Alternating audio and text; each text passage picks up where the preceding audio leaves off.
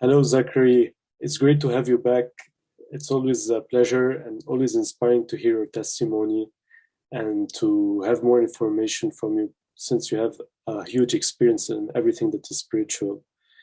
I was thinking today, since it's our second interview, maybe you can talk in more details about your testimony, how you got involved into Satanism and your conversion story. Sure. Thank you very much for inviting me back. You're welcome. Well, you know, I had seen all the movies about magic that were out at that time, and this was anything prior to 1976.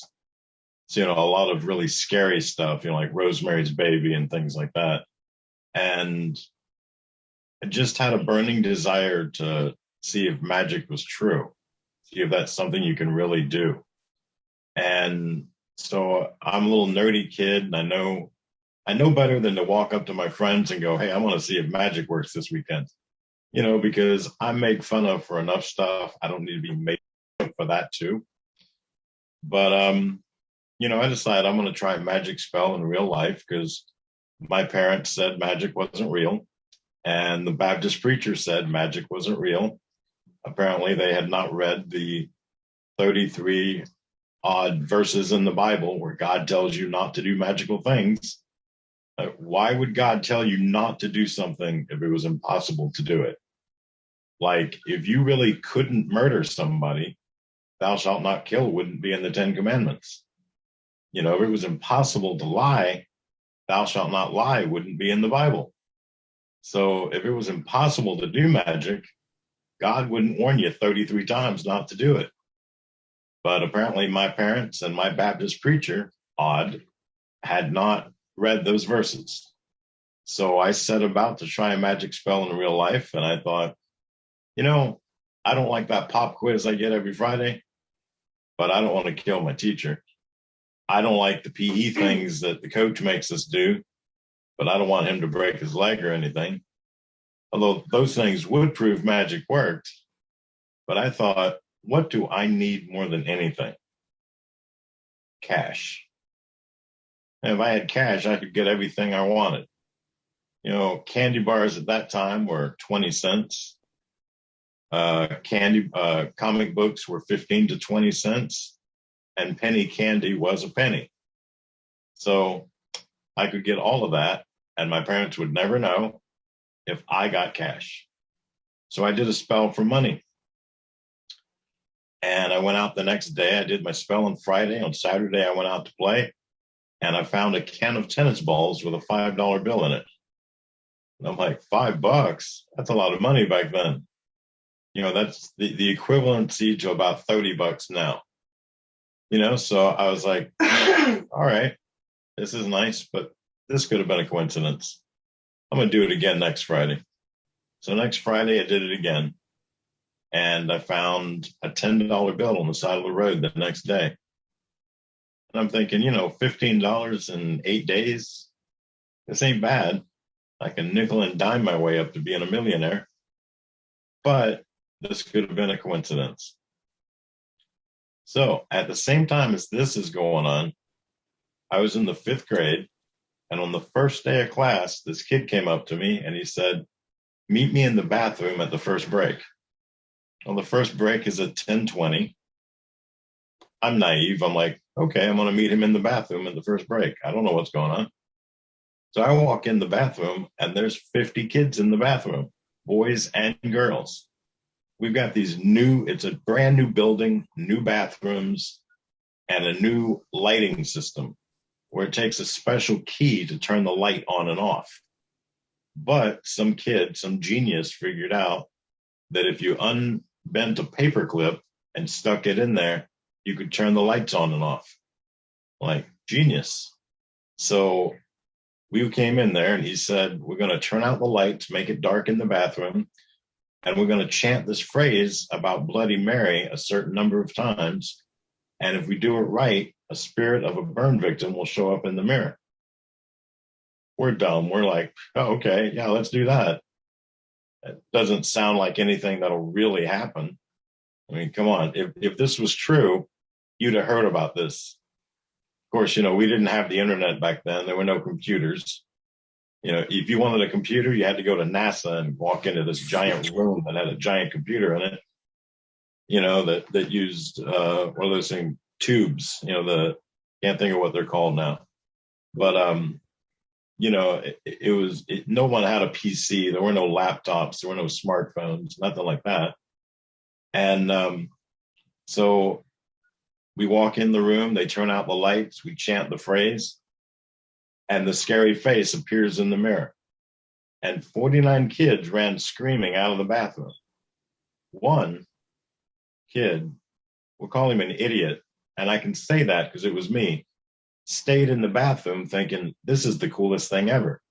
I chanted a certain phrase. I chanted it a certain number of times.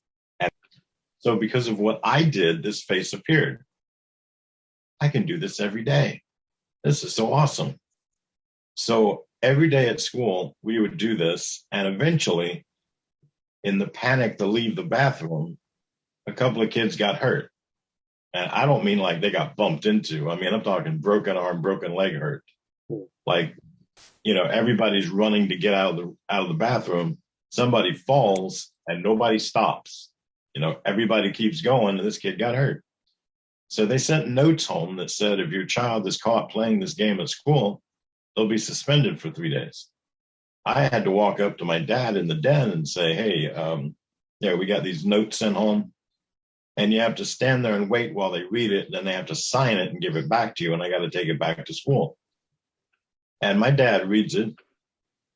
And my dad was very intimidating to me when I was a kid. He was huge. He was, in reality, he was only 5'9". He'll tell you 5'9.5". But he was probably over 300 pounds. And he'd been a sniper in the Marines. And he just had this gruff way about doing everything. And, in his gentle, loving tone said, have you been playing this game? Being intimidated and scared of my dad as I was, I told him the absolute truth. No. So he signed it, sent me back to school. I gave the teacher my note and figuring that I can't play this game at school now because I don't want to be got. I don't want my dad to yell at me or spank me or, punish me in some way. So I started doing that game at home. Let's just bring the danger right inside the house. But when I was at school, I did it once a day. Now I wake up in the morning, I'm going to do it. Before I go to the bathroom, I'm going to do it. After I go to the bathroom, I'm going to do it. I'm going to brush my teeth, I'm going to do it. After I brush my teeth, I'm going to do it. Before I comb my hair, I'm going to do it. After I comb my hair, I'm going to do it. I'm going to get dressed. I'm going to do it again. I get all my clothes on. I've gotten everything. I'm ready to go, basically. I'm going to play the game again. I'm going to go have breakfast. After breakfast, I got to go in the bathroom and brush my teeth. I'm going to play the game again. When I'm done, I'm going to play it again. Before I leave for school, I'm going to play it again. When I get home from school, I'm going to start playing it again because my parents aren't home. So, and I've got a bathroom in my bedroom. So I can keep playing this game. I'm playing it 25 to 50 times a day. Every time I play it, the face shows up. So let's go back to me doing the magic spell. On the third try, I decide I'm going to do the magic spell in the bathroom. And at a certain point, I'm going to stop it and I'm going to do the Bloody Mary chant. And when the demonic face shows up, I'm not positive that's a demon. But what else is it? Is it the spirit of a burn victim? Whatever it is, I'm making it happen. I'm saying something and the face is appearing. Is that magic? I don't know. It sounds like magic to me. So I'm chanting something and the face is appearing. I'm doing a magic spell and I'm finding money. What happens if I combine the two things? Let's say I do a magic spell halfway and then I stop. I do the Bloody Mary chant and the face shows up and I try and convey to this thing, whatever it is, that I'm doing a spell for money. And then I finish my spell for money. Now what's going to happen? So that's on a Friday night. Saturday, I go out to play. And I'm running around, and we've got this place called US Sugar, which at that time, their parking lot was unpaved. And off in the distance, I saw something. It kind of shined in the sunlight. I went off and I grabbed it to see what it was. It looked like Monopoly money rolled up tight in rubber bands. I stuck that in my pocket and went about playing. Later that night, after I've taken my bath, I'm ready for bed. Everybody in the house pretty much has gone to bed. I'm sitting in my bedroom. I'm on the bed. I've got a sheet up over my head and a flashlight in my mouth. And I'm undoing these rubber bands.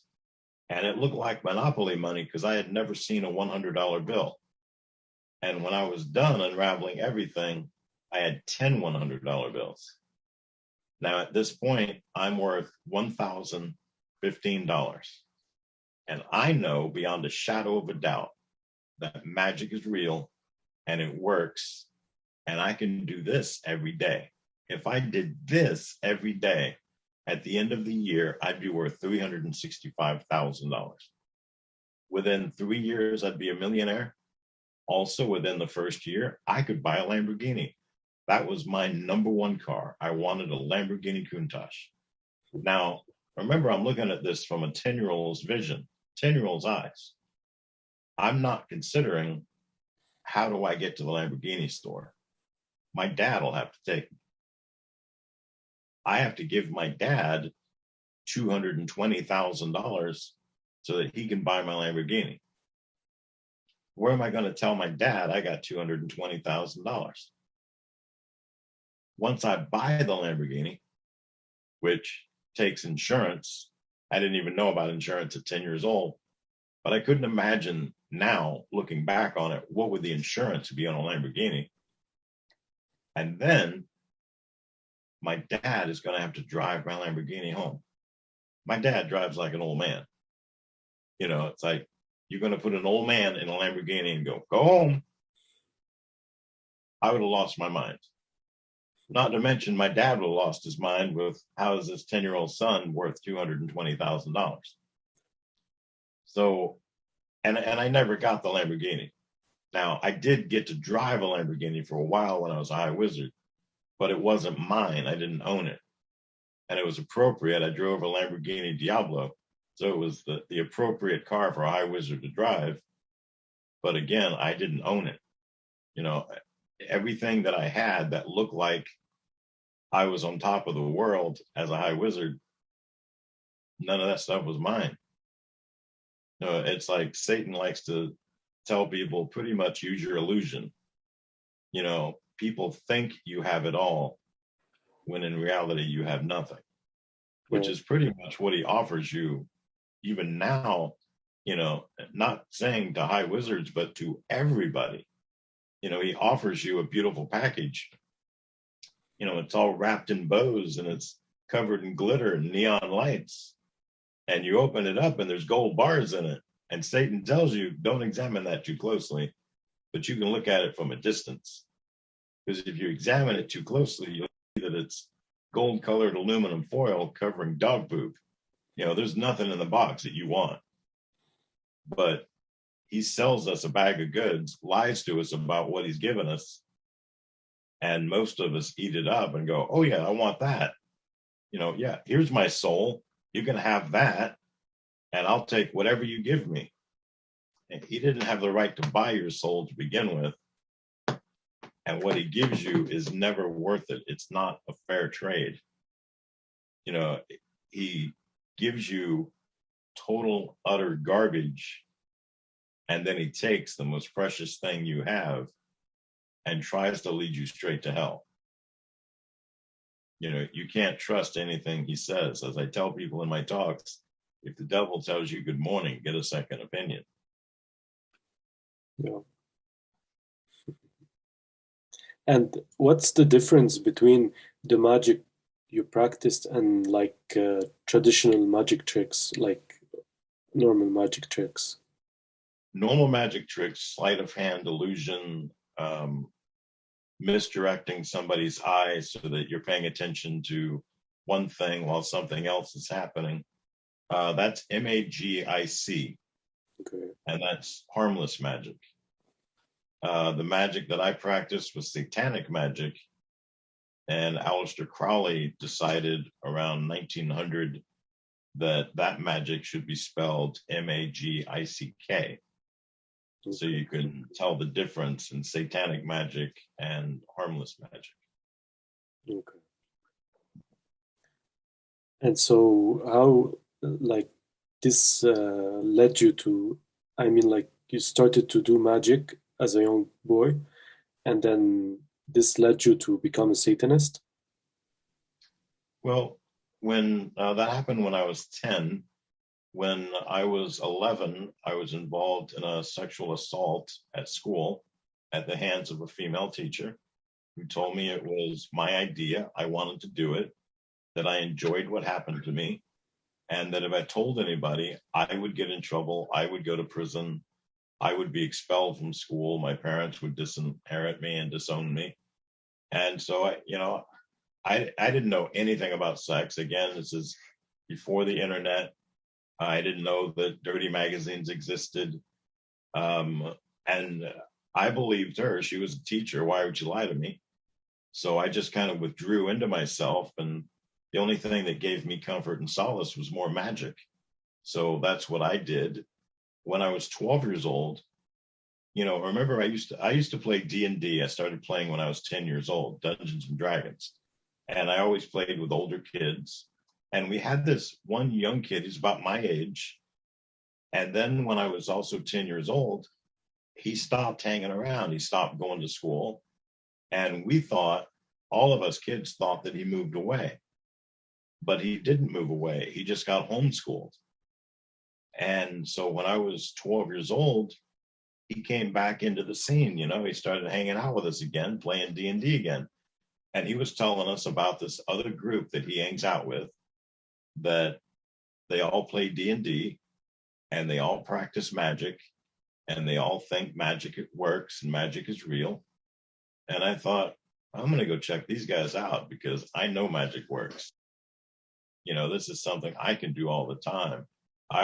My magic always works. I don't always get like a set amount of money, but I always get money, and I'm able to buy whatever I want and just integrate it into my stuff. My parents never know that, they didn't get it for me.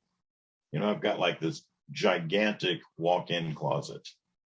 This closet is so big. I've never had an apartment since being an adult that had a closet as big as the one I had when I was a kid.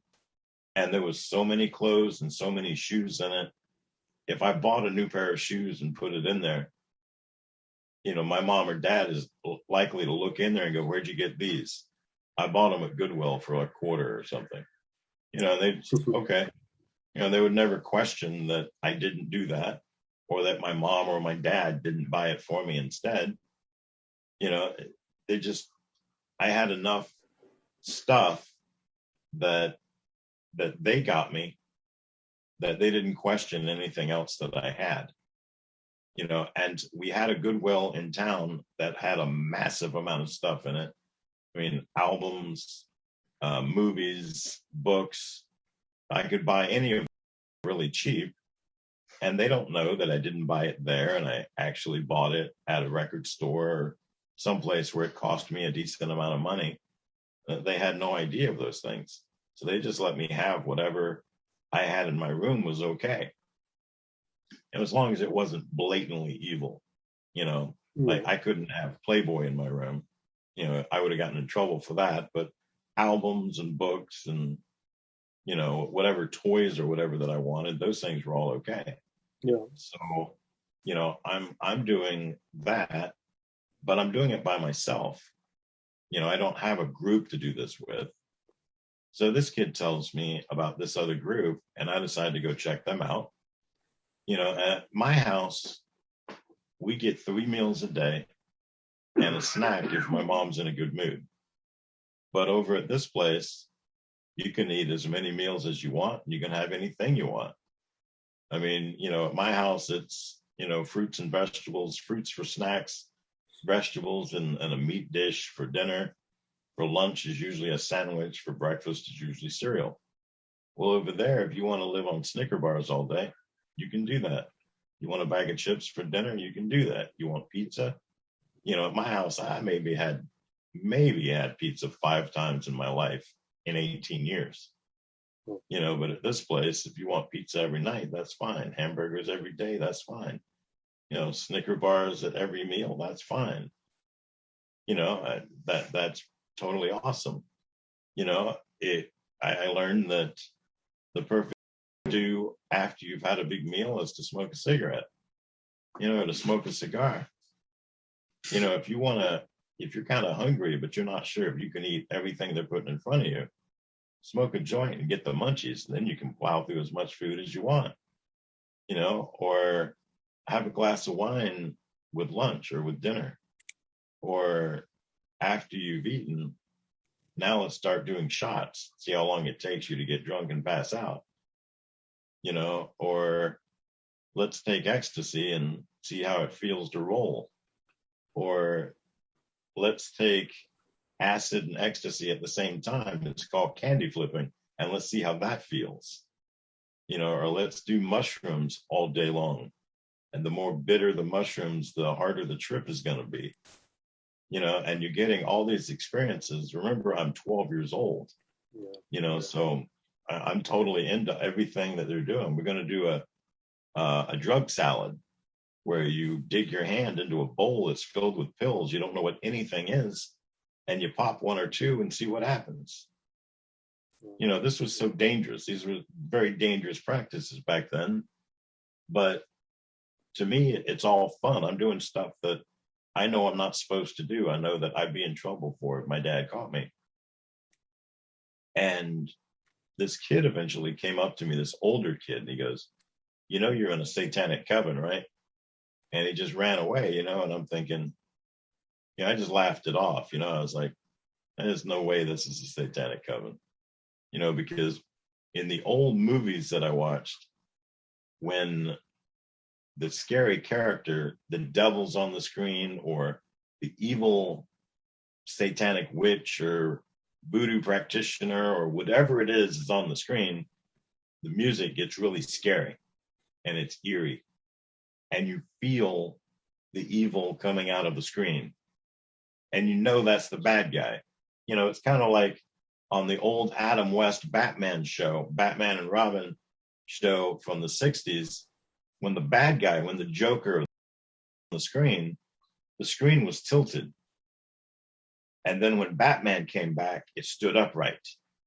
That was like the good guys are upright and honest, and the bad guys are tilted and slanted.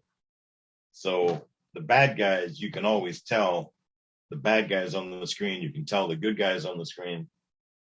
You know, in the old Westerns from the 40s and 50s, the bad guys dressed in black and the good guys dressed in white, you know, and wore a black hat and a white hat. You know, so there was a clear distinction. But Satan likes to blur the lines a little bit. You know, he was giving me candy that I wanted, pizza that I wanted, money that I wanted, and taking me to shows, concerts, and movies that, you know, my parents were the no police.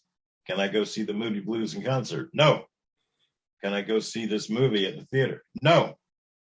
You know, my parents never gave an alternative. They never said, well, I know you want to go do this. We're not going to go do that, but how about you choose 1 or 2 or 3 of these other things to do? You know, not that I would have all 3 to do, but here's 3 options, choose one. My parents never did that. They would just shut me down, shut me down, shut me down. No, you can't do this. No, you can't do this. No, you can't do this. Who else does that? Well, when you're 12 years old, God does that. Thou shalt not, thou shalt not, thou shalt not, thou shalt not, thou shalt not. My parents are the no police. God is the king of the no police. I can't handle this anymore. Satan lets me do everything I want to do. Satan obviously is the good guy. God and my parents are the bad guys. So, but, you know, being told I belong to a satanic coven, that's kind of creepy. on top of all this bad stuff that's happening, but I don't know it's bad. I mean, I'm smoking, I'm drinking, I'm doing drugs. I'm also having sex. They told me that what happened to me when I was 11 years old was atrocious. That should have never happened to me. But now I've got a chance to get my power back. I'm going to get something back that I never had to begin with, because none of us have power. But that's another bag of lies that I bought into. I can now have sex anytime I want. No one can tell me no. I can tell anybody else no if I don't feel comfortable. And not only that, but they'll make me a movie star, and I can appear in videos. I'm like, well, that sounds cool to me. And by now I'm starting to pay attention to girls. There's certain girls that I'm thinking are really cute. So, they convinced me of this, and I started appearing in child pornography, where I'm having sex with some girls younger, some girls the same age, some girls older, sometimes adults. I'm thinking it's the coolest thing in the world. I'm not taking into account that I'm being re-victimized every time this happens. I'm just thinking this is awesome. So a couple of weeks after this kid telling me this, I walked up to an adult that I knew and I said, "Hey, you're going to laugh. I heard this was a satanic coven. Crazy, right?" And he said, "It is." And my heart sunk into my stomach. And I said, am I a member? No. Would you like to be? And see, I have people at my talks. They're like, how could you possibly join a satanic coven? It's so evil. It's so vile. Satan is definitely the bad guy. Didn't this occur to you? No. Why not? Because God and my parents told me not to do everything I wanted to do. No matter what I wanted to do, the answer was always no. You can't go to shows. You can't smoke a cigarette. Drugs are going to kill you. I took drugs for years and never OD'd, never got sick, never died. Everything that I was told that would happen to me didn't happen. So my parents are liars. God tells me, thou shalt not, thou shalt not, thou shalt not, thou shalt not, thou shalt not. Satan tells me, you want to go to a concert? Go. You want to go see a movie? Go. You want to watch porn? Watch it. You want to be in porn? Be in it. You want to have sex with these 12 girls tonight? We're going to do that. We're going to smoke cigarettes when we're done. We're going to do these drugs later. You're going to lie to your parents. We're going to go do this. We're going to go do that. Whatever it is you're being told not to do, we're going to do it. So I find out, what do I have to do to become a Satanist? And they told me that I had done, there's 13 steps, and I had done almost everything already. All I have left to do, I have to slice my left thumb and bleed onto a document. And then I have to sign it in my own blood. The blood of Jesus washes away all sin, but not mine. And I sign my name to that. He died for everyone, but not me. And I sign my name to that. On the final page of a 5-page document, I agree to sell my soul to the devil. And I do that. Now, I'd like to stop here for just a second and let you know, for anybody that's listening and they're thinking, I can never go to God because I sold my soul to the devil. You can't sell what you don't own. You may have heard God died for you. Jesus paid the ultimate price for your soul. You don't own it. You can't lease it. You can't loan it. And you certainly can't sell it. I tell people at my talks, I usually have an assistant that sits next to me. And I ask them what kind of car they own. And then I ask my audience, who here can legally sell me this person's car? And nobody raises their hand. And I said, why can't you? And then somebody brings up, it's not ours. We don't own it. That's the same reason you can't sell your soul. And you may have heard the devil's a liar. He'll lie to you and say, you can sell it to me, but you can't. You don't have ownership of it. And then when he tells you that he owns your soul now, the reality of what he's telling you is that he owns your will. You've given your will to the devil. To get your will back, all you have to do is go to confession. Now, because of your act, you might need a deliverance. If things have gotten really bad for you, you might need an exorcism. But neither one of those things do anything with your soul, really. You're not buying it back from the devil. He doesn't have it.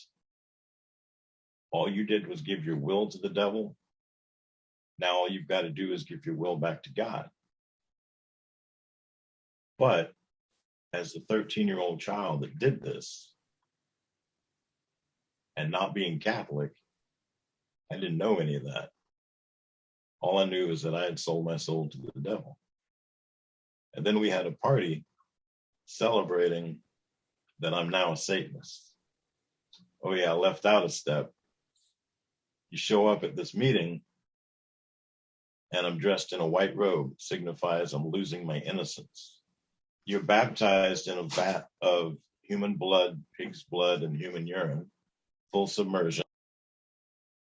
You go into another room, take a shower, come out in a black robe with the cowl raised, signifying you've been baptized into a world of darkness.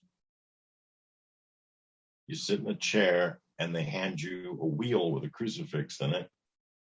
You spin the crucifix upside down, signifying human sacrifice. And then you break the arms downward, signifying denouncing Christ. Then they take this document and they read it to the room. You show your thumb to show that it was your blood, that you sliced your own thumb. And the document is read to the audience, including the last page. And then they take the document and intertwine it with this broken cross or broken crucifix in the wheel, which now looks like a peace sign. And they say this forever goes into a vault, and your soul's soul is entwined with this document and the crucifix. And then at some point at your death, obviously your soul goes to hell.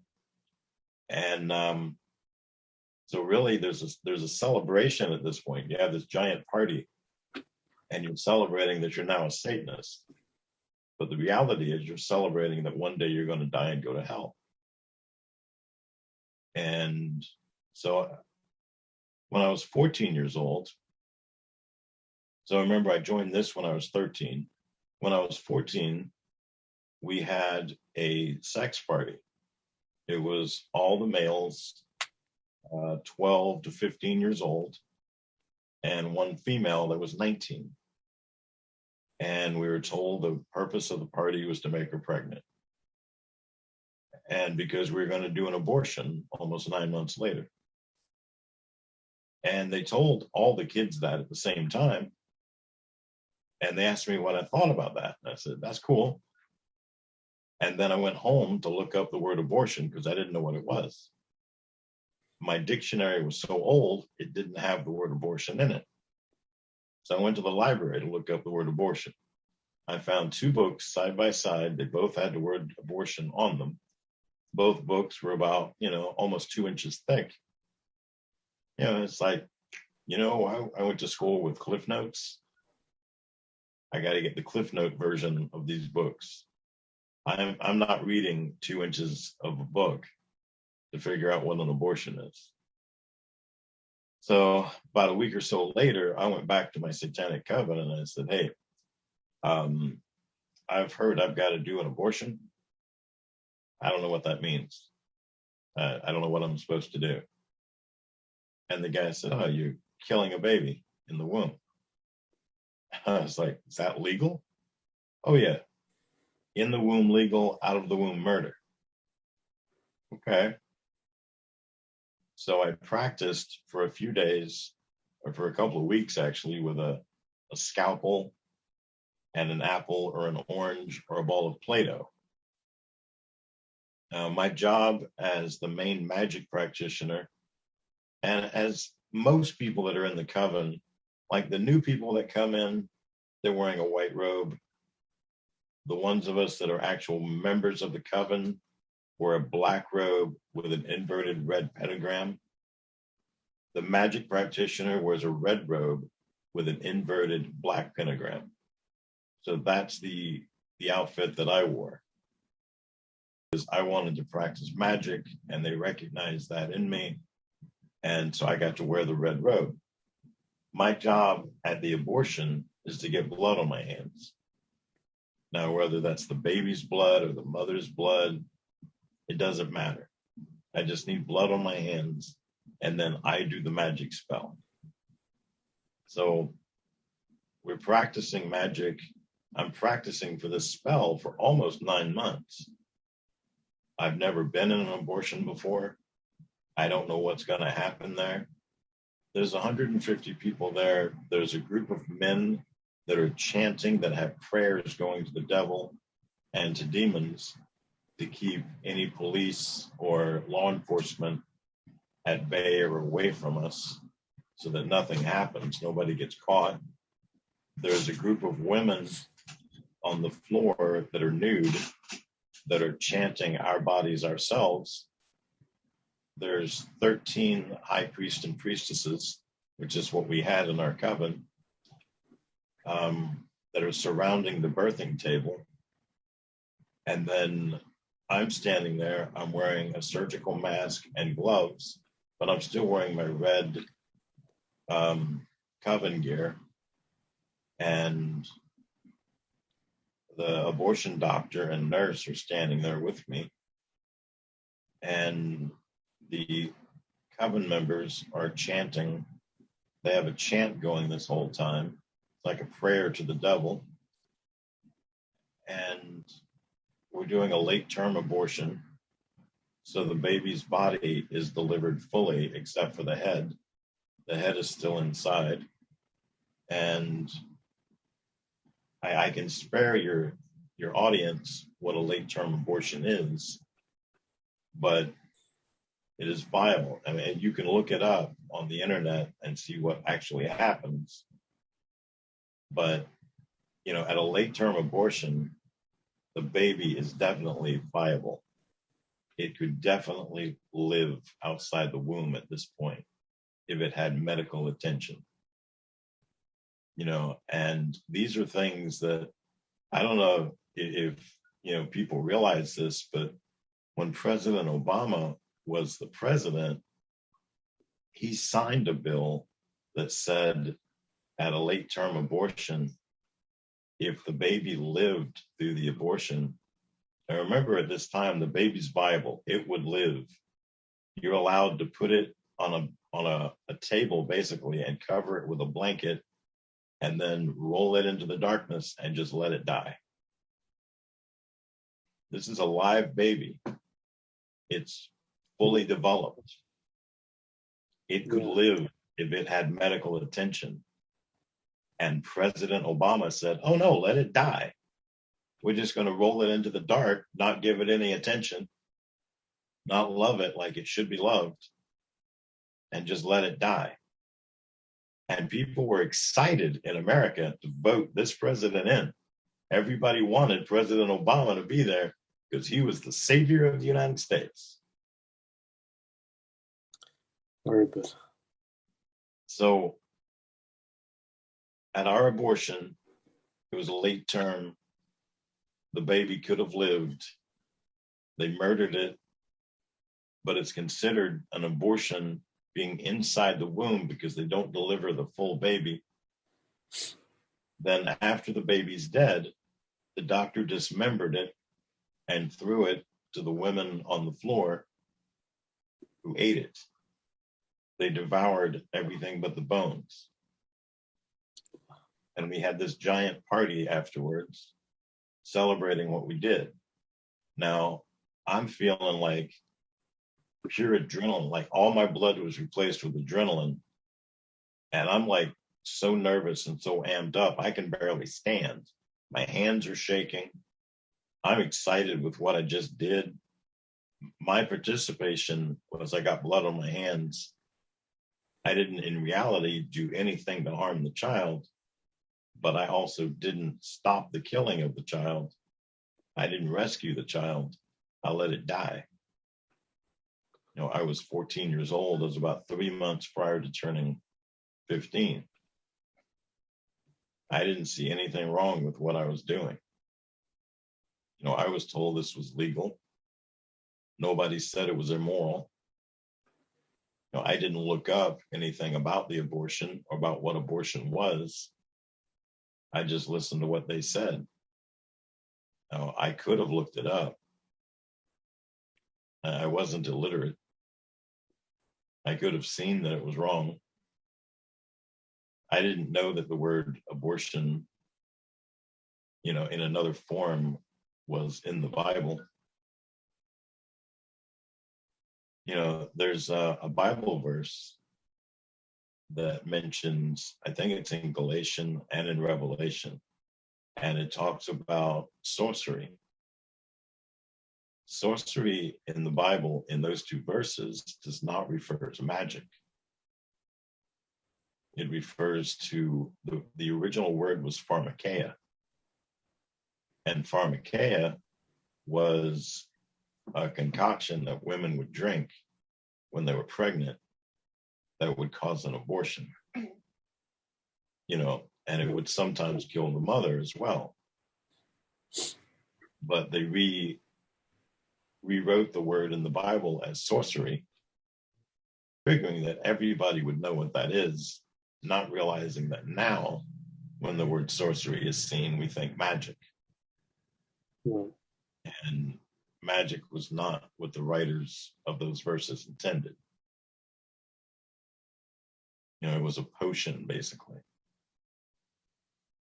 So in the Bible, it says that the people that don't inherit the kingdom of God, and it gives you a list of 12 people that don't inherit the kingdom of God, people that get abortions are in that group. So if you've gotten an abortion, you absolutely have to go to confession for that. Because otherwise, I'm sad to say, you won't be going to heaven. So I did that first one. Now, I know I just said that I didn't kill the baby, but I also didn't save the baby. It's my belief that everybody that works at the abortion clinic is culpable for that baby's death. So if you're the abortion doctor and the nurse, you're culpable. The woman that's having the abortion is culpable. The counselor that talked you into doing it is culpable. The receptionist that had you sign right here is culpable. The security guard that's guarding the cars in the parking lot, keeping a masked gunman from coming in there killing everybody, is culpable. The person that's redoing the roof so it doesn't rain inside is culpable. The person that does their lawn service, keeps their building looking nice and neat and pretty, is culpable. The person that redoes the parking lot is culpable. If you've got anything to do with that abortion clinic, you're culpable for every abortion happening in there. Don't think you're not. Don't think you're innocent in all this. If you're doing whatever you can to help those abortionists do a good job, you're just as culpable as everybody else. All of you need confession. You know, God loves everybody, but he won't hesitate to send you to hell if you don't qualify. So I graduated from high school on time, and I was going off to college, and I was thinking, where am I going to find another satanic coven? My satanic coven was fairly big. and I want another one to join. This is before the internet, and there's no place to get online. There's no Craigslist. There's no way you can just look this up. Now, at that time, you could go to an adult bookstore, and they had swingers magazines and most of local magazines. So if you looked in the back of those, you could find coven stuff. You could find where to meet up, find a phone number, call somebody and talk to them and go hook up. But I mean, there's not a whole lot of people that want to be seen going into an adult bookstore. This would have been like 1984. It's not a popular place to go to. People that go have tinted out the windows in their car, might wear a disguise when they walk in. No one wants to be recognized. It has a stigma attached to it. Kind of like back in the 70s and the 80s, going into a gay bar, everybody wears a disguise so that nobody knows who they are. Now everybody, it's like the acceptable thing is to tell somebody you're gay. Back then, telling somebody you were gay to get you beat up or killed. Yeah. So, trying to find one of these places, I'm thinking they're not going to just advertise it in the town square. How am I going to find a satanic coven? Well, I found it because they advertised it in the town square. The first day of school, the first day it was open was a Wednesday. And on Wednesday, they do the student union.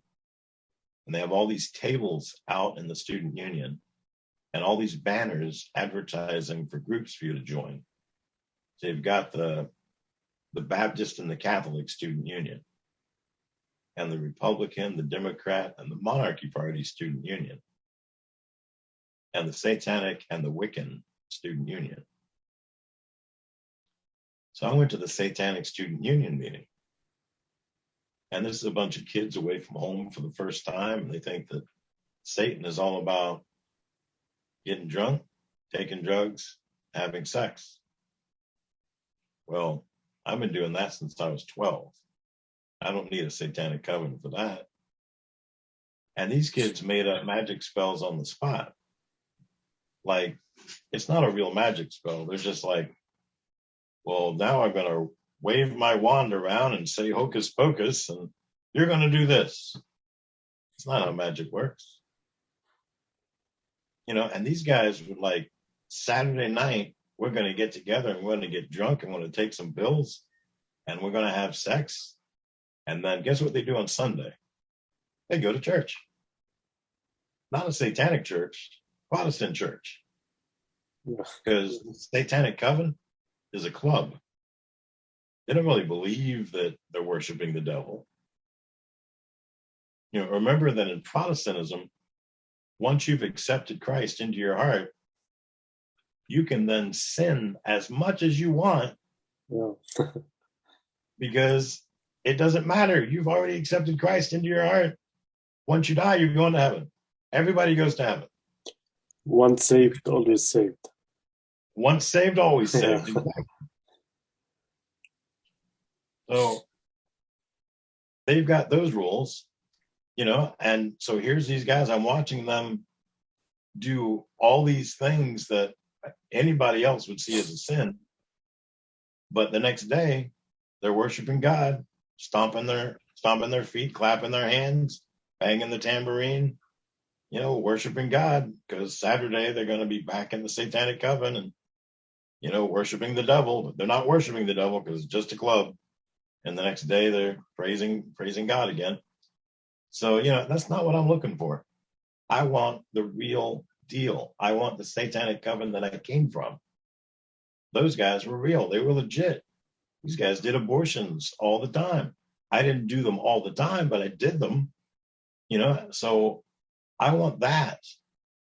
When I did an abortion, I felt 10 foot tall and bulletproof. Nothing can touch me. Nothing can hurt me. I can do anything. I feel like I am at one with the gods. Me and the devil are equal on these terms. I am walking with demons. They do my bidding. I want to do this.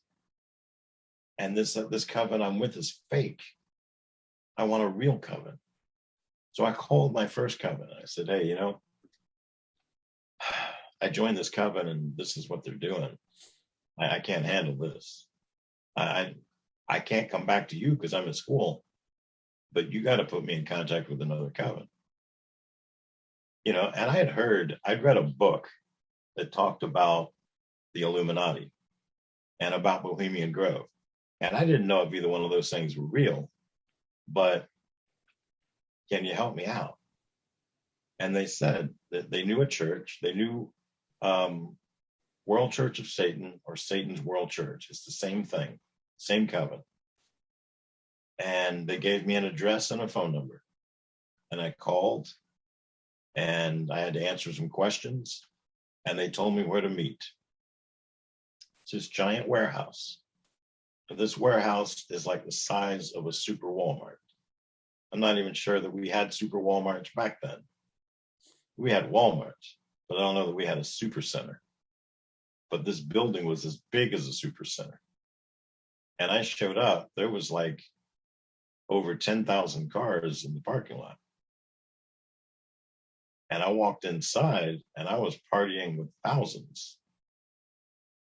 And it was a large satanic coven, and then a lot of people wanting to see what the satanic coven was all about, which is the group I was in.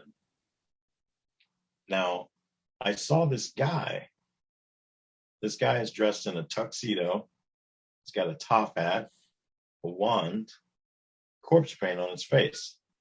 It looks like a member of KISS in a tuxedo. Let's go back to me being 13 years old in my first satanic coven. I was at a sleepover. And one night I woke up, it's like 3:00 in the morning. I want to go to the bathroom, get a drink of water. And I'm walking through the house to the bathroom and I see that look. Not the same guy, but that same look. Tuxedo, top hat, wand, corpse paint on the face. We make eye contact and he winks at me. And I go on to the bathroom. I come out and get my glass of water. I see the guy again. He winks at me again. And I go to bed. And I'm thinking, I got to know who that is. And the next day when I get up, I mentioned to an adult, I said, hey, I saw this guy last night dressed like this. Who is that? And he says, that didn't happen. You dreamed it. Oh, okay. So I said okay to his face, but in the back of my head, I'm like, I got to remember that and file that away because they're lying to me about this. I want to know what that is. So when I'm at this party now, it's like 8 years later or so, and I see this again, and I grabbed this guy next to me, and I was like, who is that? What is that? How can I do that? And they were like, well, who's in charge of your old coven? And I said, we were a really big coven. We had 20 and 150 members at any given time. And we had 13 high priests and priestesses. And then I said, okay, well, we're run like a big business. We have a CEO and a board of directors. And the people that practice our official magic are called high wizards. And that's what they look like. We have a few of them.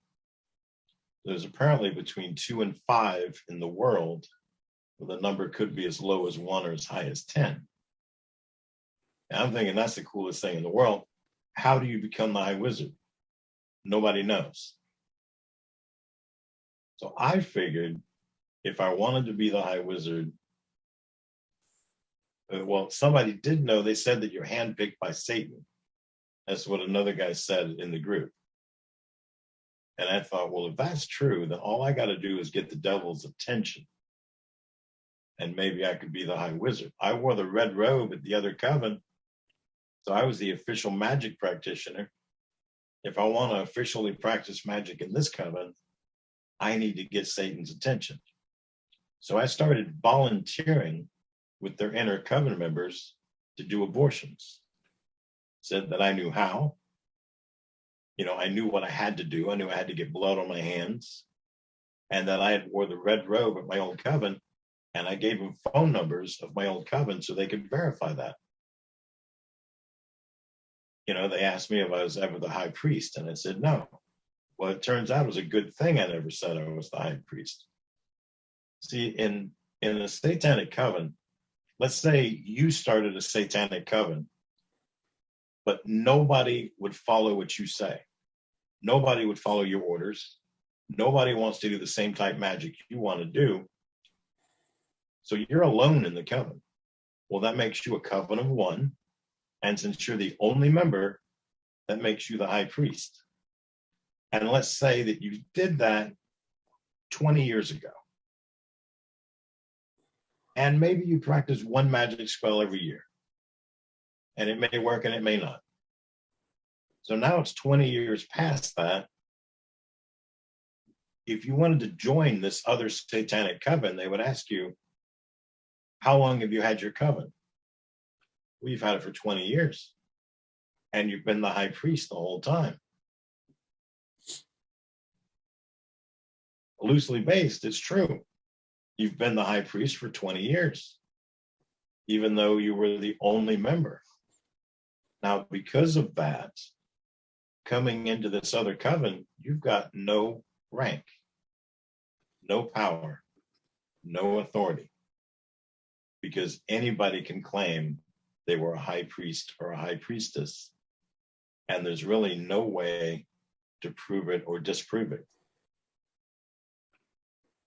Yeah. If you come in and you were the official magic practitioner of a large coven or of any size coven, you can verify that by calling other members. But they respect the privacy of the high priest and the high priestess. But as a result of respecting the privacy, you've got no authority in this other coven. You have to earn your way up. The high wizard practices the official magic of the coven. High priest and priestesses have no authority and no rank. If you want a position of authority, you've got to make it onto the board of directors, or you've got to become the CEO. But I hear the CEO is also handpicked by Satan.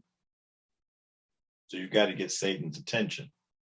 For me, getting Satan's attention meant that I did a bunch of abortions.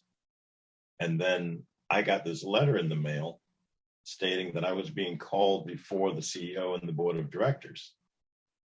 Now, what I do know about people that get called before the CEO and board of directors is that a lot of them are never heard from again.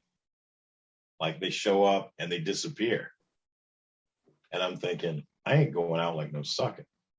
So I went and I got me in Florida, is where I lived.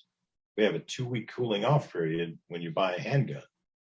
So I went in and I purchased a handgun. I got a 9mm Sig Sauer, and then I bought a lot of clips with a lot of ammo. And I already had a pistol, so I had brought in 2 pistols with me with that meeting, and all my clips pretty much were on me, all of them loaded. So I've probably got 16 clips. Each clip has about 15 rounds. So I've got 200 rounds of ammo on me and 2 pistols. Because I'm thinking, if you're going to kill me, I'm taking all of you with me. Or I'm taking a large number of you with me. I don't care. I ain't going to die just because I got called before these guys. Except that when I got called in, they bring me into a room, sit me down in a chair, and they move this big black curtain off the wall. And on the wall is 9 different costumes with different face masks for all ideas of what I can dress like. And I don't have to do any one of these. I can make up my own look if I want. And then they give me this book. It's got a light blue cover, and it's got a hand-drawn High Wizard on it. And it says, High Wizard Handbook. And they're offering me the job. And they said that I attracted Satan's attention, and Satan has chosen me to be the next high wizard. I'm 21 years old.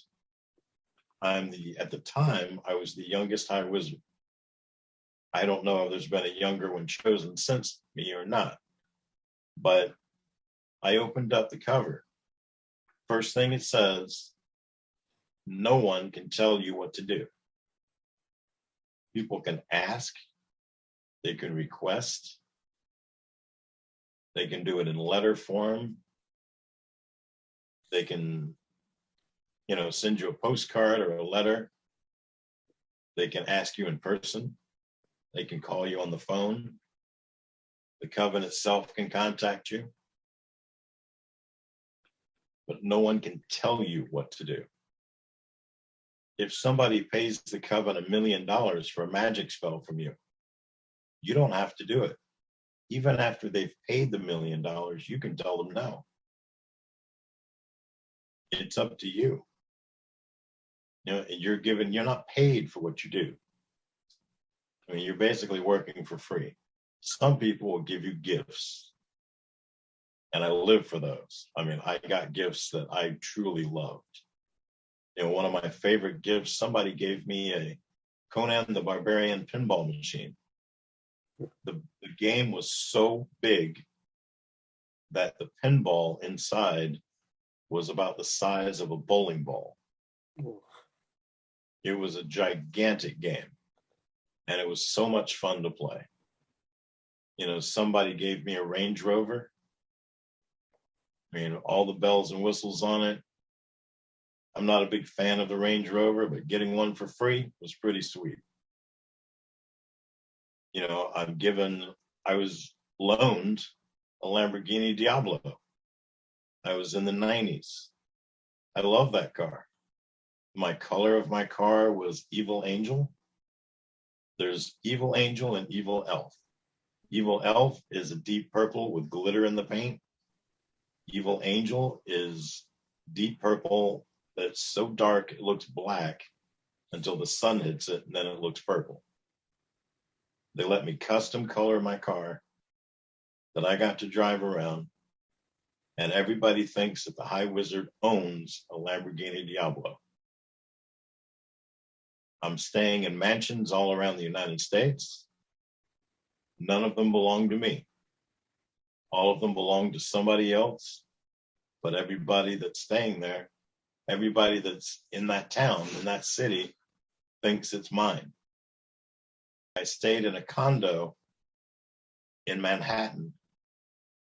It was on a floor in a high-rise where it's the entire floor. So I get to bring people there that think, this is where I live, this is what I own.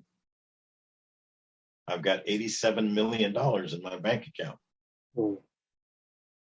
People think that I'm the richest man in the world, on their level. Obviously, I'm not worth billions of dollars. But the reality was, I had, at any given time, about $265 in my bank account. I drove a Nissan Sentra. Obviously, that's not a rich man's car. For the most part, I wore ripped jeans and Metallica shirts unless I was at work. I had to dress nice for work. But I mean, I got so many people that talk about, like my conversion story. Like, he says he's worth $87 million and he drives all these cars. Why is he working in a jewelry store? It's like, well, I left the Satanic Coven in 1999. By the time I'm working in the jewelry store, it's 2008. 2008. And I just mentioned that the $87 million is not mine. The cars are not mine. The mansions are not mine. The nice clothes are not mine. Nothing that Satan has loaned me did I get to keep. I'm just as poor as everybody else. But when you look at me from the outside, I look like I have everything. I look like I've got it all. By the time, as a high wizard, I helped rock stars sell their souls. approximately 1,200 of them. Whoa. I did 146 assisted abortions. I did spells for millionaires and billionaires, for actors, for rock stars. I went to tons of parties, did tons of drugs, drank gallons and gallons and gallons of booze, had all the sex that I had so much sex that I was tired of having it. You know, there's after a while, you're allowed to sin all you want. Sinning becomes boring. You know, it's like after a while, you're like, there's got to be more to life than this. You know, when you're on one side of that adventure, looking forward to doing it all, it's like, wow, I can do all of this. But when you're on the other side of the adventure, after you've done it all, it's not fun anymore. You know, your perspective is everything. You know, it's like, for people, there's people that don't understand that perspective. You know, and I say, well, perspective, it depends on which side of the bathroom door you're on. If you're on the side that's really got to go, you've got to get in there. If you're on the side that is going, you're not in a hurry to leave.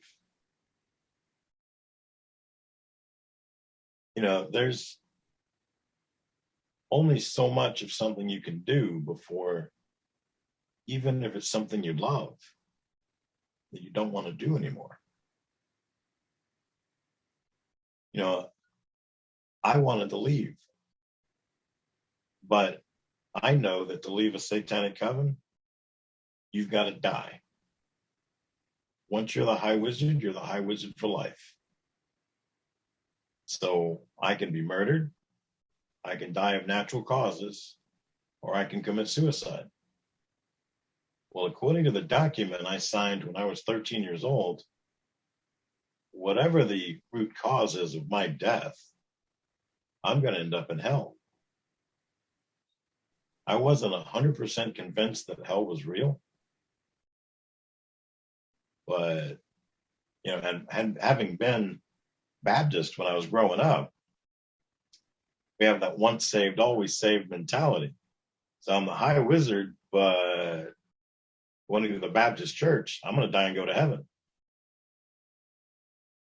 So not really sure that I believe the Baptist church, but I'm not sure that I believe I'm going to hell. But let's say that I do die and go to hell. I don't really want to go to hell either. So I plot for almost a year to escape Satan. And I do. I filtered out a little bit of money at a time, not enough for them to miss it. I took all my credit cards with me and cut them up along the way. And I tried to get into Canada. It's an odd thing that I tried so hard to get into Canada, even though Satan is alive and well there. And, but I tried. And I got rejected. And I got rejected this was before 9/11. And so at that time, you could get into Canada with a driver's license. So I had my driver's license with me. I was riding Greyhounds. And I got up there and they told me that they rejected 3 of us at the border because we only had a driver's license. And they told us we couldn't get in. And all 3 of us told them, we didn't know each other, but we said, we were told we could get in with just a driver's license. And they said no. So then they told each one of us that we could go anywhere in the United States we wanted to go. They'd take us. So I opened up the United States Atlas, closed my eyes, and just put my finger down to see what God wants, where he wants to send me today. kind of like tongue in cheek. Let's see what's happening here. My finger went on Oklahoma, Tulsa, Oklahoma. So that's where I went, Tulsa, Oklahoma. And I stayed there for about 3 years, kind of lived off the grid for about a year. Then bought a car, decided I was going to try and get into Canada again. Still didn't have a passport, but I thought, the might still work. So I went again. And again, didn't get into Canada. But a friend told me, hey, there's a place near Vermont where there's no border guard. You can just drive right through. You'll be fine. So all right, I did that. So I'm heading that way. I'm about 2 hours away and I'm super sleepy. So I pull over at a rest stop. I take a nap.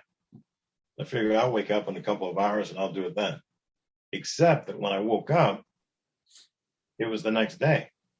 I slept all night. Not a problem. I'm only 2 hours away. So I get in my car. I start driving. And as I pass the border, I get pulled over by a border guard. Now, there's not supposed to be a border guard there. I get pulled over and he searches my car inside and out, top to bottom. And while he's doing that, he's telling me this story about how he's been trying to get this job for 3 years. And today is his very first day on the job. And I realized that had I driven this way yesterday, I'd have made it into Canada without a problem. But today is this guy's very first day on the job. God has got a sense of humor. So I get rejected at the border and I drive back to Burlington, Vermont. I'm worth $18 and I have half a tank of gas. So I'm not going too much further. On my first day in town, I got a job. I was staying at the homeless shelter and I got a job at a place called Nectar's and I got a job as their dishwasher. But I eventually got a job as their doorman and then as head of security. Then I left that, became general manager of a Polynesian restaurant and nightclub. Then from that, I became a manager at Finish Line in the mall, an athletic apparel and shoe store. Then I became the manager of Sunglass Hut. Then I became the manager of Piercing Pagoda. While I was at Piercing Pagoda, now while I'm in Burlington, Vermont, in the travel magazines, it says that Burlington, Vermont, and Vermont in general, is the least religious state in the nation. Now, by least religion, they mean least Christian state. Because if you want to learn to be a shaman or a druid or a Wiccan, practice magic of any kind, you can go to college for those things. If you want to be a Christian, that might be a little bit more of a challenge. There's Catholic churches everywhere, but I wasn't aware of the Catholic Church, really. I mean, when I was a kid, I was 8 years old, me and my brother came out. We were Baptist. We came out of church one day. My dad asked me, what'd you do to church today? Colored a picture. You did what? We colored a picture. Well, to my dad, that wasn't holy enough. We needed to do something. We need to belong to a church that taught us about God. So he took us to every Protestant church in town every Sunday. We just try a different church. But every time we came out, he'd say, what did you do? We played connect the word, connect the dot, hidden word, crossword puzzle, colored a picture. Well, he realized that all the churches did the same thing at the same age. We grew up in the Baptist church, so he would just take us back there because we know everybody and everybody knows us. And he'll just keep us there. He never took us to a Catholic church. Now, on the way to school, I would walk home, and both ways I passed a Catholic church. I didn't know what it was. I saw a building that had a steeple, It had a crucifix. We had a cross. It had a bell that I heard ring multiple times a day.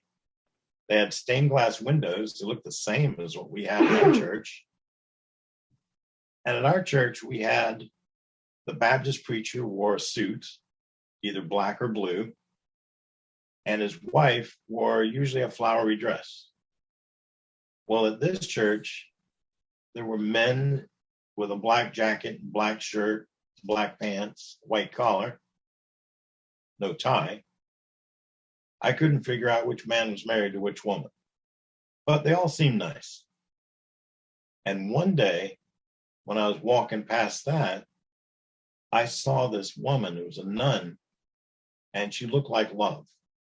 She looked like, if you looked up love in the dictionary, her picture would have been there. And I ran up and I gave her a hug. And she knelt down and she gave me a hug back. And I held her for the longest time.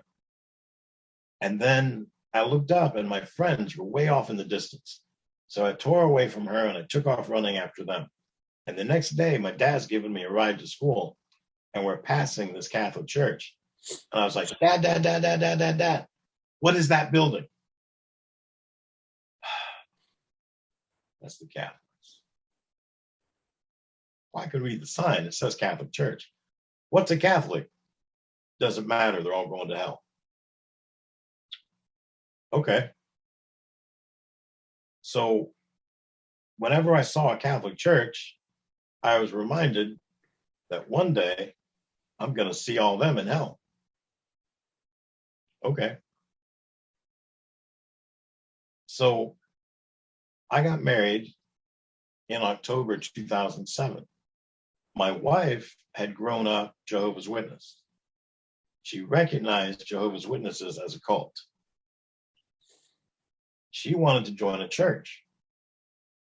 Well, I told her what I used to do and told her that, you know, if Satan is not attacking you,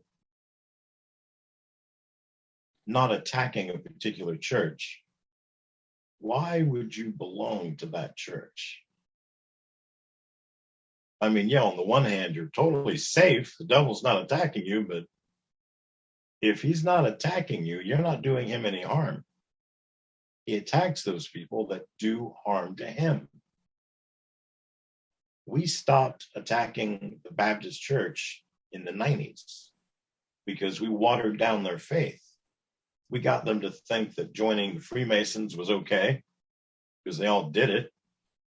When I started to the Baptist church, women wore collars up to their throat and they wore their skirts all the way down to the ground. But in the 90s, when I went to a Baptist church just to see, hey, let's see what they're wearing these days, the blouses were low cut and they were showing cleavage and their skirts were mini skirts. This is even women in their 30s are dressed like this. You know, they're truly dressed inappropriate for a church, but thinking it's okay. Sons are having gay marriages and parents are okay with it. Daughters and granddaughters are having abortions and they may be whispering about it, but they're still saying it at church. We've watered down their faith. There's no reason to keep attacking them. We've done our job. They were the only church we attacked as a satanic coven. We didn't infiltrate anybody else's church. Non-denominational churches don't even have the unity of being in a denomination. There's no reason to attack them. Most Protestant churches are so far off the mark. You know, they took 7 books out of the Bible. They're not even using the real, authentic Bible. They all believe in something else. 66,000 Protestant denominations. Everybody's got their own idea. I mean, it's like 66,000 versions of the truth. Well, they can't all be true. They all have a partial truth, but another word for a partial truth is a lie. So you got 66,000 lies. There's no reason to attack these people. They're attacking each other. They're not attacking the devil. So nobody is really worthy of us joining, because it feels like if you join any of them, they're going to take you further away from God and closer to the devil. My only option left, I can convert to being a Jew, which I didn't believe in, or I can become Catholic, but I'm believing all Catholics are going to hell because that's what my dad said. So there's no worthwhile church. There's nothing to join. So we're open to join a church. We just don't know where to go. And I've got a job as I'm a manager at Piercing Pagoda.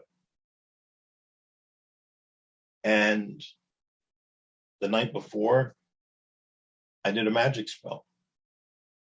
My wife was really into the magic and the new age and everything that I was teaching her.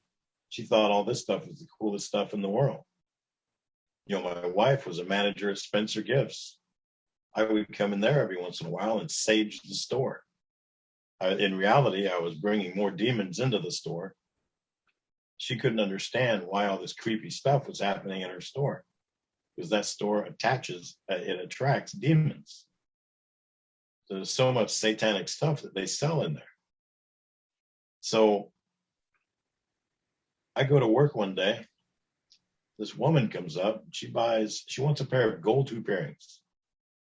Every night when she goes to bed, she takes them off. She puts them on the nightstand next to the bed. This morning she woke up. She put them there last night. One of them's missing. No kids live in her house. No animals live in the house. She has no idea where that one earring went. Now, if you talk to her now, she says she thinks her guardian angel took it and hid it, just so this incident would take place. She comes up to get a pair of gold hoop earrings, and I present her with the perfect pair based on her description. She agrees. That's the perfect pair. She wants those. I'm about to close the deal, and she says, actually, I'm shopping with my daughter. When I'm done, I'll come back. Now, I've been a store manager for a long time. I know that when women say that, what they mean is, I'm going to go find it cheaper someplace else. But she had an honest face. When she said that, I knew she was going to come back. So 3 hours later, she comes back. We do the transaction. She has the gold. I have her money. She made my day financially. I made her day with a perfect pair of earrings. I hand her the receipt and I say, if you call this 800 number on the receipt and take a survey, you might win $1,000. And she says, that's great. I've got something for you too. And she sticks her hand in her purse. And I'm like, oh my gosh, no. She's going to pull out a Jack Chick pamphlet, tell me that I'm sinning, and I need to drop to my knees and beg for forgiveness and blah, blah, blah, blah, blah. All this stuff that I can't do because I sold my soul when I was 13 years old. But I do know that you cannot tell these evangelical types this story, because they'll follow you home evangelizing to you. You'll have to call the police to have them taken away. You cannot be honest with them. So, like the devil is 99% truth and 1% lie. It's that 1% lie that totally throws off everything. Like John 1:1, in the beginning was the Word, and the Word was with God, and the Word was God. Well, in the Jehovah's Witness Bible, it says, in the beginning was the Word, and the Word was with God, and the Word was a God. They threw in that one word, a, and that throws off the entire verse. Now it doesn't mean anything like what it used to mean. And the a God is a small g. So you're saying there's more than one God, and one of them is a small g God. That's really strange. So I'm going to swear I'm going to read this pamphlet, and I might really read it. I mean, Jack Chick pamphlets are like little comic books. They're kind of fun. First couple of ones are really fun. After that, they're kind of annoying. But I'm going to swear I'm going to read it, and I'm just going to throw it in the trash. So I'm going to be 99% truth, 1% lie. So I stick my hand out for it. She's all happy because I'm willing to take it. But instead, she pulls out this little cheap gold-colored piece of tin. And I have no idea what this thing is. Turns out it's a blessed miraculous metal, but I don't know what that is. And then she says the strangest thing I've ever heard. Now, remember, I helped 1,200 rock stars sell their souls. I partied with rock stars. You give a rock star unlimited alcohol, unlimited drugs. If they have the ability to write a song, they will say some strange stuff. My example is Kid Rock's breakout song. A lot of times your breakout song is the most popular and best song you ever put out. And his breakout song was Bawa to Ba. Bawa to Ba came out in around 1999. And the lyrics to that, and remember, Kid Rock is huge now, but this was the #1 song he ever put out. It was his first song. And the chorus, the Bawa to Ba, dang to dang, diggy diggy, up jump the boogie. Yeah. Now, when I do this in my conferences, people start laughing, and I'm like, you got no reason to laugh. You're not a room to laugh. We all made that song #1. It was the #1 song and the #1 video of the year.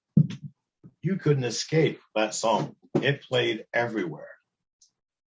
Everywhere you would go, you heard that song at least once a day. You couldn't even turn on your own radio and escape it. It was on every station. So this woman came up and she said something weirder than that. She said, the Blessed Mother is calling you into her army.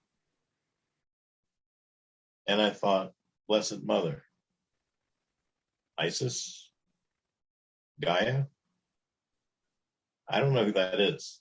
You know, in the Baptist church, Mary gave birth to Jesus. You know what else she did? Nothing. You know what other titles she had? None.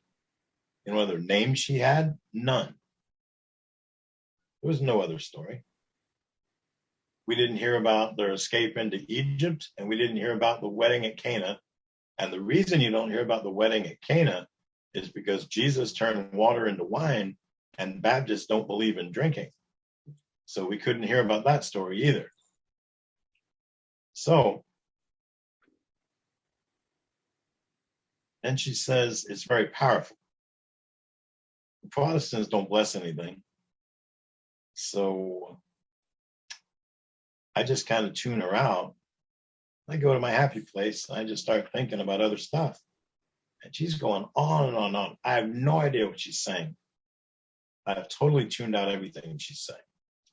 And eventually I tune her back in because I'm thinking, I have your money. You have the gold. It's win-win. Why are you still here? What are you still saying? And she says again that it's very powerful. No. I'm the high wizard. Even if I'm no longer in my satanic coven, at this time, I'm still feeling like I'm the high wizard. There's between 2 and 5 in the world, but the number could be as low as 1 or as high as 10. That meant at any one point, I could have been the only one high wizard out of 7 billion people. That is a power trip and a half. And you're trying to tell me this little worthless gold-colored piece of tin is powerful? The high wizard is going to take it in his hand and feel of it and tell you that there's no power to this, no mystique. This can do nothing to me. This can do nothing to anyone. And I'm going to toss it on my floor or slam it on my counter and tell her how worthless it is. Now, she might get mad at me, and she might return the earrings and get her money back. And I'm okay with that. You just challenged me. To me, you're challenging me directly to my face. And I'll even give you my manager's phone number, the regional president. I'll give you the regional president's number, and you can call them and complain. My days, my weeks, my months, my quarters, and my year. My boss is never going to believe that I was rude to anybody. So I take it in my hand. She's all giddy to give it to me. I squeeze my fist around it. And when I do this, my store and my mall completely disappear. I'm standing in a darkened void. It's just me and this woman. Her name is Marianne Wickman. And I find out that she works at the St. Raphael Healing Oil Ministry with Father Joe Whalen. And she tells me about the magic spell I did last night. And that's of the devil. And I've committed over 100 abortions. And that's of the devil. And I've split over 100 churches. And that's of the devil. And she tells me about 9 or 10 other sins I've committed and ends everything with, and that's of the devil. I am terrified. I'm scared to death of this woman. When this first started happening, I was going to attack her with magic. But she doesn't stop talking. She's comparing everything I'm doing with doing stuff for the devil. I don't know this woman. How does she know me? How does she know that I was in a satanic coven? How does she know that I'm practicing all this magic? How does she know about all my abortions and my church splits and all my other sins? Let's go back to me being the only one-eye wizard out of 7 billion people. I did not have the power to give somebody a worthless gold-colored piece of tin, transport both of us to a darkened void, and me know all their sins. Her magic is stronger than my magic, and I was the high wizard. I'm scared to attack her. What happens if I attack her and she kills me? I just got married in October of 2007. This is January 2008. I want to get home to my wife. What happens if I let go of this metal and I fall through the darkened void, but I never make it back to my mall? What am I going to do? I don't know what to do. For once in my life, I do not know what to do. Nothing I do is going to be stronger than what she can do to me. And she says again, the Blessed Mother is calling you into her army. And as a grace from the Holy Spirit, I instantly knew that the Blessed Mother was the Mother of God, which was a very strange revelation for a former Baptist to say. And we'd rather jump in front of a bus than say Mother of God. And when I realized that it was the Mother of God, Mary showed up. She is the prettiest woman I have ever seen. And she smiled at me. And it's a smile I knew I did not deserve. I was acutely aware of my 146 assisted abortions. And I knew that I don't deserve this smile. And she takes me by the hand that had the blessed miraculous medal in it. And she turned me around. Divine Mercy Jesus was standing behind me. I didn't know what Divine Mercy was. I've got these rays of light shooting around me and over me and under me and through me. And in that instant, I knew I did not sell my soul to the devil when I was 13. I knew that Jesus Christ was my Lord and Savior. I knew that all my magic and my occult and my New Age and my Satanism was false. And I knew that everything Catholic was truth. I didn't know how much stuff there was to know about the Catholic Church, but I knew that everything I found out would be truth. And the Blessed Mother told me my job was to help her end abortion. And I opened my hand and I was back in my store, back in my mall. This woman's still talking to me. And she tells me where she goes to mass, gives me the address. And her daughter comes up and she said, "Can you give this man one of each of everything?" So she runs out to the truck. She comes back with a paper. And it's got like a rosary in it and pamphlets. Why do Catholics do this or believe that? A Catholic Bible and like 125 Lighthouse Catholic media discs. And then when I got home at the end of the day, I walked in, my wife's doing dishes, and I opened the door. And I said, "Hey, honey, guess what? I'm Catholic now." You know, she's like, "Of all the things you could possibly be, why would you be Catholic?" So I had to explain why. And then the next day, we both went to Catholic Mass. And at the consecration, I saw Jesus. And I thought that everybody in the room saw the same thing. And I nudged my wife and I said, "You see that?" She's like, "What?" I said, that guy up on the stage." She's like, "That's the priest." I said, "No, the other guy." She said, "I don't see it." And I said, "You don't see it because you're not Catholic." And then I found out that there was a place you could go called Perpetual Adoration where you could see Jesus anytime you wanted to. And I said, "Is there a sign-up sheet for that? Do I have to do I sign my name up to something and then they call me in like 6 months when there's room for me?" And he said, "No, you just show up." I'm thinking, there's no way. And there's a line to get in to see Elvis, and he's been dead for over 40 years. So I show up, me and my wife go. Shock number one, we're the only other car in the parking lot.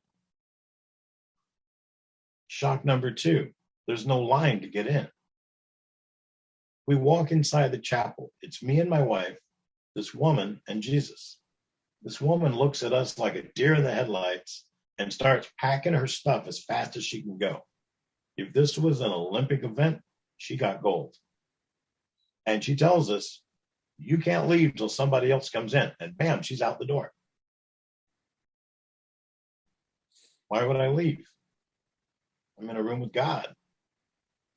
You know, and that became my favorite hangout. I'd be there anywhere from 30 minutes to 18 hours a day. Wow. The best sleep I've ever gotten was accidentally falling asleep at Adoration. You know, the St. Raphael was looking for me a spiritual director. And they found Father Anthony Gramlich. He's the rector of the National Shrine of Divine Mercy in Stockbridge, Massachusetts. And I went and saw him for the first time for 3 hours. And he told me that I at least needed a deliverance and I might need an exorcism. So I went back to Monsignor LaValle. That was the priest that was bringing me into the church. And he said that I was sitting in front of the Blessed Sacrament for up to 18 hours a day. There's no way I'm possessed, but that he would perform a deliverance on me. So I had satanic gifts, but I didn't know they were satanic gifts. But when I got my deliverance, I no longer had those gifts, which was positive for me. And then I officially entered the church in May of 2008. And getting confession for the first time, you know, as a Baptist, I think the only time I'd ever been in a state of grace was at my baptism. So that happened when I was about 11 years old. But, you know, you're out of that state of grace the first time you sin. And as a Protestant, you got no way of going back into a state of grace. You have zero way. So, you know, the only time you can enjoy that state of grace is at your baptism and no other time. And so I got to go to confession. My priest told me it didn't have to be Ivanhoe or War and Peace. You know, I could use the 10 Commandments to condense it. So even condensing it, it took me about 45 minutes to confess everything. And I never realized that I had the weight of the world on my shoulders till I no longer had the weight of the world on my shoulders. Felt like I was floating out of the confessional. You know, and like I said, the satanic gifts that I had were no longer there. You know, when I walked into the confessional, which I did it at the priest's rectory, but when I walked in, the sky was blue and there was a tree outside in the yard and there was grass everywhere. Same as there is every time I walked in. But after all my sins were wiped out and I had absolution for the first time in my life, the sky had never been that shade of blue. The grass had never been that green. And that tree had never been that grand. And I was kind of fearing that I was never going to experience this again because I'm never going to have this much sin to confess. And it is true that I've never had that much sin to confess. But every time I'm not in a state of grace, I know it. I feel it. And I feel the weight of my sin on me. And I feel my separation from God. And then when I'm able to go to confession, the weight of my sin is removed. And I'm back in union with God. I'm back in a state of grace. And it is an amazing feeling. You know, I think the best things that Jesus left us, the greatest gifts, were confession, the Eucharist, and Mary. And I think one of the reasons for the state of our church is a lack of belief in the true presence. According to surveys, only 15% of Catholics believe in the true presence. You know, and if that's true, the majority of our church is not going to heaven. And I wish to see everybody there. I mean, I want to see the abortion doctors and the hookers and the strippers. And I mean, Jesus hung out with the worst sinners there were. You know, so I want the worst sinners there are to make it. All it takes is a trip to confession. Amen. So powerful and interesting. Thank you so much for this testimony and for getting so much into details. It's so important to hear all of this, and it's very inspiring. Thank you so much. You're very welcome.